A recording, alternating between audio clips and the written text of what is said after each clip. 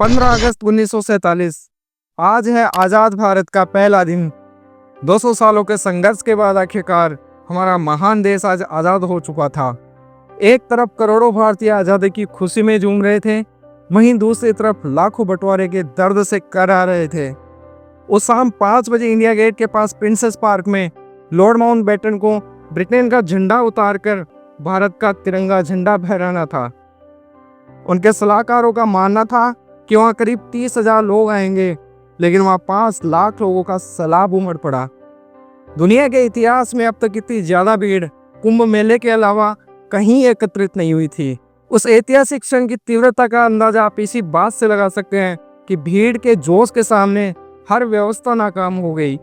लोगों को रोकने के लिए लगाई गई बल्लियां, बैंड वालों के लिए बनाया गया मंच, वीआईपी गेस्ट की बैठने की गैलरी और रास्ते के दोनों ओर लगी रस्सियां, सब कुछ लोगों की उमड़ती लहर में बह गया।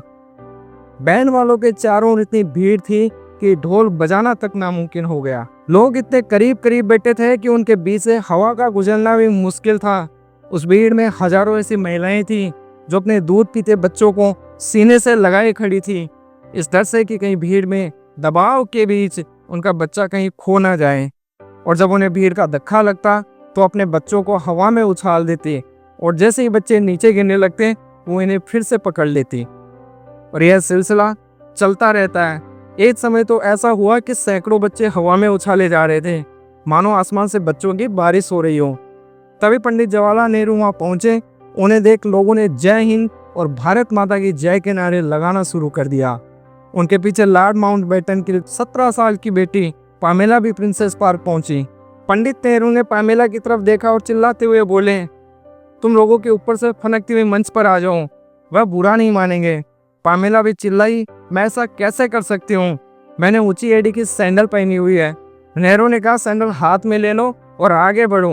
फिर पहले नेहरू लोगों के सिर पर पैर रखते हुए मंच पर पहुंचे और फिर उनकी देखा देखी में पामेला भी अपने सैंडल उतारकर हाथों में लेकर इंसानों के सिरों पर कालीन पर पैर रखते हुए मंच तक पहुंच गई, जहां सरदार पटेल की बेटी मणिबेन पटेल पहले से मौजूद थी। लेकिन पहली बार भारत का तिरंगा फहराने वाले लॉर्ड माउंटबेटन दूर दूर तक नहीं दिख रहे थे। कुछ मिनट ऐसे ही बीते और माउंटबेटन की बग्गी वहां पहुंची तो लोगों के सैलाब के बीच इतनी बुरी तरह से फंस गई थी कि उसमें से उतरने की सोच भी नहीं सकते थे। इसलिए उन्होंने पंडित नेहरू की तरफ देखते हुए चिल्लाकर कहा, लेट्स होस्ट द फ्लैग, यानी चलिए झंडा फहराएं। जिसके बाद प्रिंसेस पार्क में भारत का महान तिरंगा फहराया गया और माउंटबेटन ने अपनी बग्गी पर ही खड़े होकर तिरंगे को सलामी दी। इस ऐतिहासिक दृश्य को अपनी आंखों से देख रहे उन 5 लाख लोगों के मुख से पहली बार निकली, भारत माता की जय। और उन्होंने दूसरा नारा लगाया, माउंटबेटन की जय, पंडित माउंटबेटन की जय। भारत के पूरे इतिहास में इससे पहले किसी दूसरे अंग्रेज को यह सौभाग्य प्राप्त नहीं हुआ था कि वो लोगों को इतनी दिली भावना के साथ यह नारा लगाते हुए सुने। उस दिन वायसराय माउंटबेटन को जो चीज मिली वो चीज उनकी परनानी विक्टोरिया को भी नसीब नहीं हुई। और जब यह आवाज गूंजी तो माउंटबेटन के रोंगटे खड़े हो गए और उनकी आंखों में आंसू आ गए। ऐतिहासिक और मधुर क्षण में भारतीय लोगों के दिलों में ऐसा उल्लास था कि पलासी की लड़ाई, 1857 के अत्याचार और जलियांवाला बागों की खूनी दास्तां जैसे दुखद अध्याय कहीं मानो खो गए हों। जैसे ही भारतीय तिरंगा हवा में लहराया, उसके ठीक पीछे इंद्रधनुष उभर आया। ऐसा प्रतीत हुआ जैसे प्रकृति भी भारत की आज़ादी का जश्न मनाने लगी और उस पल को और अधिक रंगीन बनाने के लिए तैयार थी। इस ऐतिहासिक क्षण का अनुभव करने के बाद जब माउंटबेटन अपनी बग्गी में बैठकर गवर्नमेंट हाउस की ओर बढ़े, तब उनकी पत्नी एडविना ने थकी मांझी महिलाओं को अपनी बग्गी में चढ़ा लिया। वे इतनी निडार हो चुकी थी कि लगभग बग्गी के पहिए के नीचे आने वाली थी। वे महिलाएं उन सीटों पर बैठ गई जो काले चमड़े से मड़ी हुई थी और इंग्लैंड के राजा रानी के बैठने के लिए बनाई गई थी। उसी बग्गी में भारत के पहले प्रधानमंत्री जवाहरलाल नेहरू भी मौजूद थे, लेकिन उनके लिए कोई सीट उपलब्ध न होने के कारण वह बग्गी के होठ पर बैठ गए और दृश्य न केवल स्वतंत्रता बल्कि बराबरी और भाईचारे का प्रतीक बन गया। दोस्तों, आज के इस वीडियो में हम आपको देश के पहले स्वतंत्रता दिवस की सैर पर ले जाने वाले हैं, जिसमें हम ऐसे ही कुछ दिलचस्प किस्सों के साथ दुर्लभ वीडियोस भी देखेंगे जो आपको उस ऐतिहासिक दिन का अनुभव कराएंगे जो भारत के इतिहास में सुनहरे अक्षरों में लिखा हुआ था। लेकिन उससे पहले हर भारतीय से एक छोटी सी गुजारिश है, प्लीज आप वीडियो को लाइक करके कमेंट बॉक्स में जय हिंद जरूर लिखें। साल 1945 एक तरफ द्वितीय विश्व युद्ध, वहीं दूसरी तरफ भारत के महान स्वतंत्रता सेनानियों के आंदोलन ने ब्रिटिश हुकूमत की कमर तोड़ कर रख दी थी। अंग्रेज यह समझ चुके थे कि अगर हम भारत में लंबे समय तक रहें तो यहाँ से जिंदा लौट पाना मुश्किल होगा।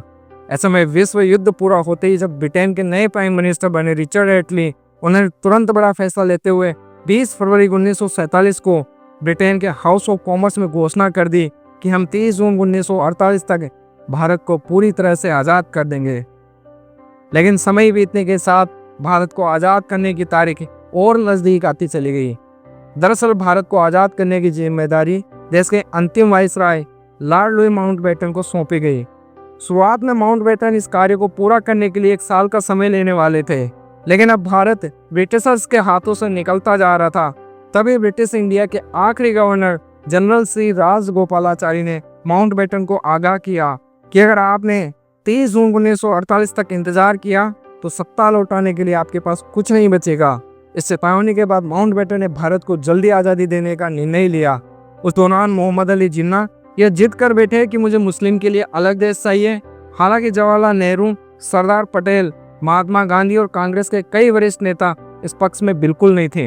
यहाँ तक कि जिन्ना को पंडित नेहरू की जगह आज़ाद भारत का प्राइम मिनिस्टर बनाने के लिए ऑफर भी दिए गए, लेकिन जिन्ना नहीं माने और माउंटबेटन ने उनकी शर्त मान ली।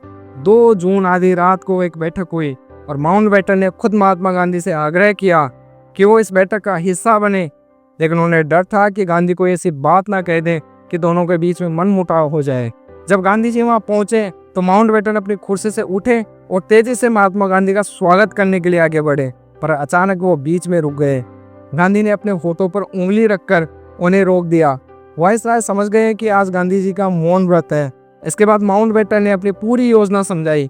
गांधी ने एक लिफाफा लिया और उसके पीछे कुछ लिखना शुरू किया। लिखते लिखते उन्होंने पूरे 5 लिफाफे भर दिए, जिसमें उन्होंने लिखा था कि मुझे अफसोस है कि मैं बोल नहीं सकता। सोमवार को मेरा मौन व्रत रहता है। मौन व्रत लेते समय मैंने केवल 2 स्थितियों में से भंग करने की गुंजाइश रखी है। एक, जब किसी उच्च अधिकारी से किसी जरूरी समस्या के बारे में बात करनी हो। दूसरी, जब किसी बीमार की देखभाल करनी हो। लेकिन मैं जानता हूँ कि आप नहीं चाहते कि मैं आज अपना मौन भंग करूँ। इसके बाद गांधी जी वहां से उठकर चल गए। अगले दिन यानी 3 जून 1947 को माउंटबेटन ने एक प्रेस कॉन्फ्रेंस बुलाई और घोषणा कर दी कि 15 अगस्त 1947 के दिन भारत को स्वतंत्रता दी जाएगी। इसके साथ ही भारत और पाकिस्तान के रूप में 2 अलग अलग देशों का निर्माण होगा, जिनके संविधान भी अलग अलग होंगे। यहाँ एक दिलचस्प बात यह है कि प्रेस कॉन्फ्रेंस से पहले माउंटबेटन ने आज़ादी की तारीख सोची नहीं थी, बल्कि जब पत्रकारों ने उनसे तारीख पूछी तब उन्होंने फट से इस तारीख को चुन लिया, क्योंकि वर्ल्ड वार 2 के दौरान इस तारीख पर उनके नेतृत्व में जापान की सेना ने ब्रिटेन के सामने आत्मसमर्पण किया था। अचानक अपनी मर्जी से तय और घोषित की गई आज़ादी की तारीख पर लंदन से लेकर भारत में जैसे विस्फोट हो गया था। किसी ने नहीं सोचा था कि लॉर्ड माउंटबेटन भारत में ब्रिटेन के इतिहास पर इस तरह पर्दा गिरा देंगे। वहीं देशवासियों में यह खबर खुशी और उल्लास लेकर आई, जिस आज़ादी के लिए लाखों स्वतंत्रता सेनानियों ने अपने प्राणों की आहुति दी थी। अब वह दिन करीब था जब पूरा देश आज़ादी की खुली हवा में सांस लेने वाला था। मित्रों, क्या आपने कभी सोचा कि आज़ादी के लिए तो 15 अगस्त की तारीख चुनी गई, फिर स्वतंत्रता समारोह 14 अगस्त और 15 अगस्त की आधी रात को ही क्यों शुरू किया गया? तो उसके पीछे भी एक खास कारण था। दरअसल भारत के वरिष्ठ ज्योतिषों के अनुसार 15 अगस्त का दिन ग्रह नक्षत्र की स्थिति के हिसाब से शुभ नहीं था। उन्होंने सलाह दी कि इतने महत्वपूर्ण कार्य के लिए यह दिन उपयुक्त नहीं है, और सौभाग्य से 14 अगस्त के दिन सितारों की स्थिति 15 अगस्त की तुलना से ज़्यादा बेहतर थी।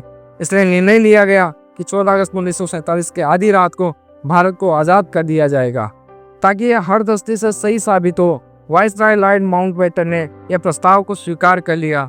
14 अगस्त की 11 बजे दिल्ली के संसद भवन के सेंट्रल हॉल में स्वतंत्रता दिवस समारोह आयोजित किया गया। समारोह की शुरुआत सुचित्रा कपला ने की, जो बाद में उत्तर प्रदेश की पहली मुख्यमंत्री बनी। उन्होंने सबसे पहले अल्मा इकबाल के गीत सारे जहां से अच्छा और फिर बंकिम चंद्र चट्टोपाध्याय का वंदे मातरम गाया, जो बाद में भारत का राष्ट्रीय गीत बना। ठीक 11:55 पर स्वतंत्र भारत के पहले प्रधानमंत्री जवाहरलाल नेहरू ने अपना ऐतिहासिक भाषण ट्रस्ट विद डेस्टिनी यानी नियति से मिलन दिया। भाषण की शुरुआत उन्होंने की, बहुत साल पहले हमने नियति से एक वादा किया था, और अब वह समय आ गया है कि जब हम अपनी नियति की उस प्रतिज्ञा को काफ़ी हद तक पूरा करेंगे। आधी रात के समय में जब दुनिया सो रही होगी, भारत जीवन और स्वतंत्रता के लिए जागेगा। उन्होंने आगे कहा, इस आज़ादी के दरवाजे पर जब हम खड़े हैं कि हिंदुस्तान किसी एक फिरके का मुल्क नहीं है, एक मजहब वालों का नहीं है, बल्कि बहुत सारे, बहुत किस्म के, बहुत धर्म मजहब का है। किस तरह की आज़ादी हम चाहते हैं। उनके इन शब्दों ने आज़ादी के महत्व और नए भारत के सपने को बखूबी अभिव्यक्त किया। फिर जैसे ही घड़ी के रात 12 बजा दिए तो शंखनाद शुरू हो गया और गूंज सेंट्रल हॉल में ऐसी हो गई कि लोग भौचक्के हो गए। वहाँ मौजूद लोगों की आंखों से खुशी और भावुकता के आंसू बह निकले और महात्मा गांधी की जय के नारों से सारा माहौल गूंज उठा। उसके बाद आज़ादी के लिए अपने प्राण न्यौछावर करने वाले वीर स्वतंत्रता सेनानियों की याद में 2 मिनट का मौन रखा गया। संसद भवन के बाहर मूसलाधार बारिश हो रही थी। इसके बीच हजारों भारतीय इस ऐतिहासिक क्षण का इंतजार कर रहे थे। जैसे ही पंडित नेहरू संसद से बाहर आए, लोगों की भीड़ उमड़ पड़ी।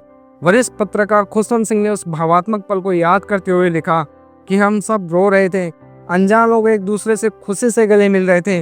वहीं एक वरिष्ठ अमेरिकी पत्रकार ने एक क्षण का अनुभव साझा किया और लिखा, सड़कों पर लोग खुशी से झूमते हुए चिल्लाते नजर आ रहे थे। हिंदू, मुसलमान और सिख सभी जाति और धर्म के भेद को बुलाकर आज़ादी का जश्न मना रहे थे। माहौल ऐसा था मानो यह न्यूयॉर्क के टाइम स्क्वायर पर नए साल की पूर्व संध्या हो। 15 अगस्त की सुबह 8:30 बजे लॉर्ड माउंटबेटन ने जवाहरलाल नेहरू को स्वतंत्र भारत के प्रथम प्रधानमंत्री के रूप में शपथ दिलाई। आइए इस ऐतिहासिक क्षण की दुर्लभ वीडियो देखते हैं और हमारे सब प्रधानों के सामने फेडरल कोर्ट के चीफ जस्टिस न्यायमूर्ति श्री हरिलाल कन्हैया के हाथों देश सेवा की शपथ लेते हैं। इस तरह गवर्नर जनरल के हाथों अपनी नई हुकूमत के मुख्य प्रधान पंडित नेहरू और दूसरे प्रधान देश सेवा की शपथ ले रहे हैं। आज़ादी के जश्न सिर्फ दिल्ली में नहीं बल्कि पूरे देश में मनाए जा रहे थे।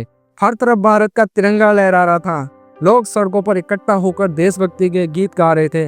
इस तरफ भारत माता की जय, महात्मा गांधी की जय, जय हिंद, जय भारत के नारे गूंज रहे थे और आज़ादी की खुली हवा में सांस लेते हुए सभी भारतीय उन क्रांतिकारियों को याद करते हुए आंखों में आंसू लिए जय हिंद के नारे लगा रहे थे, जिन्होंने देश को आज़ादी दिलवाने के लिए अपने प्राणों की आहुति दे दी थी। लेकिन दूसरी तरफ देश के कुछ हिस्सों में लोग बंटवारे का खौफनाक दर्द भी सह रहे थे। उनके लिए 14 अगस्त की रात खुशनुमा नहीं बल्कि दुख, दर्द और पीड़ा से भरी काली रात थी। तो मित्रों, भारत को स्वतंत्र राष्ट्र बनाने के लिए जिन महान क्रांतिकारियों ने अपने सुखद जीवन और प्राणों को भी दांव पर लगा दिया था, उनके सम्मान में कमेंट बॉक्स में जय हिंद, जय भारत जरूर लिखें। और यह वीडियो अगर आपको पसंद आई हो तो इसे लाइक और शेयर करें और ऐसे ही दिललव वीडियोस के लिए हमारे चैनल को सब्सक्राइब करना ना भूलें और जाते जाते कमेंट पर जय हिंद, वंदे मातरम जरूर लिखें।